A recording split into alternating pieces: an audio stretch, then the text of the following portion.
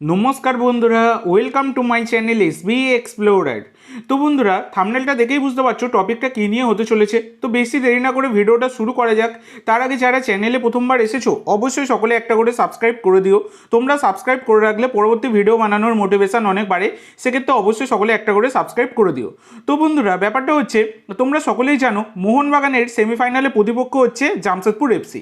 যে ম্যাচটা কিন্তু সেমিফাইনাল 2 লেগ 1 যে ম্যাচটা হতে চলেছে এপ্রিলের 3 তারিখে, এবং এই ম্যাচটা কিন্তু সন্ধ্যাবেলা 7:30 থেকে হবে। আর এই ম্যাচটা মোহনবাগানের অ্যাওয়ে ম্যাচ। তো একটা গুরুত্বপূর্ণ জিনিস তোমাদের সাথে শেয়ার করে দিই। তো তোমরা জানো আমি সমস্ত ম্যাচেরই লাইভ লিঙ্ক যেমন শেয়ার করে থাকি, তেমনই কিন্তু এই মোহনবাগানের সাথে এই জামশেদপুরের এই সেমিফাইনাল ম্যাচের লাইভ লিঙ্কও শেয়ার করব। সেই কারণে তোমাদেরকে একটি গুরুত্বপূর্ণ কাজ করতে হবে, অবশ্যই সকলে এসবি এক্সপ্লোরার ইউটিউব চ্যানেলটা সাবস্ক্রাইব করে রাখো, এবং টেলিগ্রাম যে চ্যানেলটা রয়েছে এসবি এক্সপ্লোরার, যার লিঙ্ক কিন্তু তোমরা ডেসক্রিপশন বক্সে পেয়ে যাবে, সেই চ্যানেলটিও অবশ্যই সাবস্ক্রাইব করে রেখো। তো ইউটিউব চ্যানেল এবং টেলিগ্রাম চ্যানেল তোমাদের সকলের কাছে আমার অনুরোধ রইল, অবশ্যই সকলে সাবস্ক্রাইব করে রেখো।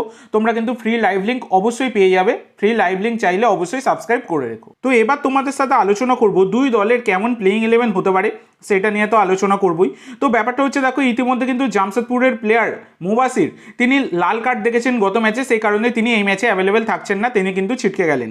আর এইদিকে মোহনবাগানের জন্য এখনও দুঃসংবাদ রয়েছে, যেটা আপুইয়াকে নিয়ে। তো আপুইয়া তিনি কিন্তু এখনও অবধি মূল দলের সাথে অনুশীলন করছেন না, সাইড লাইনের দ্বারে রিজার্ভ সারছেন। তো সেক্ষেত্রে প্রথম যে ম্যাচটা রয়েছে সেমিফাইনালের মোহনবাগানের, এই ম্যাচে আপুইয়াকে অ্যাভেলেবেল পাবে বলে মোহনবাগান সেটা কার্যত মনে হচ্ছে না। আর এদিকে মনবীর সিংকে নিয়েও এখনও ধোঁয়াশা কাটছে না। কালকে অনুশীলন পুরোপুরি পুরোপুরি আর কি করেননি, তারপরে তিনি কিন্তু সাইড লাইনের ধারে চলে গিয়েছিলেন, ফিজিক্যাল ট্রেনারের কাছে গেছিলেন। তো এগুলো নিয়ে এখনও সমস্যা রয়েছে, তবে সম্ভাবনা প্রবল মনবীর সিং তিনি কিন্তু প্রথম একাদশে থাকবেন এবং তিনি কিন্তু পুরো ম্যাচ খেলবেন, এই রকমই সম্ভাবনা রয়েছে। এবার তোমাদের সাথে আলোচনা করব কেমন দল হবে।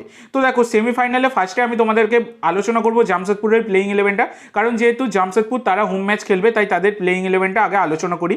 তো 23 এপ্রিল সেমিফাইনাল 2 লেগ 1-এ জামশেদপুরের প্লেইং 11 সেইখানে কিন্তু 4-2-3-1 ফরমেশনে দল নামাবে জামশেদপুর।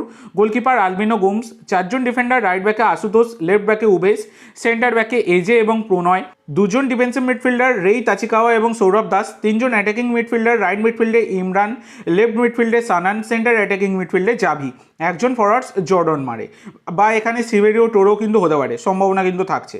আর এইদিকে মোহনবাগানের প্লেইং 11টা আলোচনা করি। তো মোহনবাগান কিন্তু 4-4-1-1 ফরমেশনে দল নামানোর একটা প্রবল সম্ভাবনা কিন্তু থাকছে, যেখানে গোলকিপার ভিশাল কাইত, 4জন ডিফেন্ডার, রাইট ব্যাকে আশিস, লেফট ব্যাকে সুভাশিস এবং সেন্টার ব্যাকে আলবার্টো আর টম, 4জন মিডফিল্ডার, রাইট উইংয়ে মনবীর, লেফট উইংয়ে লিস্টন, সেন্টার মিডফিল্ডে থাপা এবং দীপক টাংরি বা আপুইয়া, 1জন অ্যাটাকিং মিডফিল্ডার গ্রেগ স্টুয়ার্ট, 1জন ফরওয়ার্ডস জেমি ম্যাকলারেন।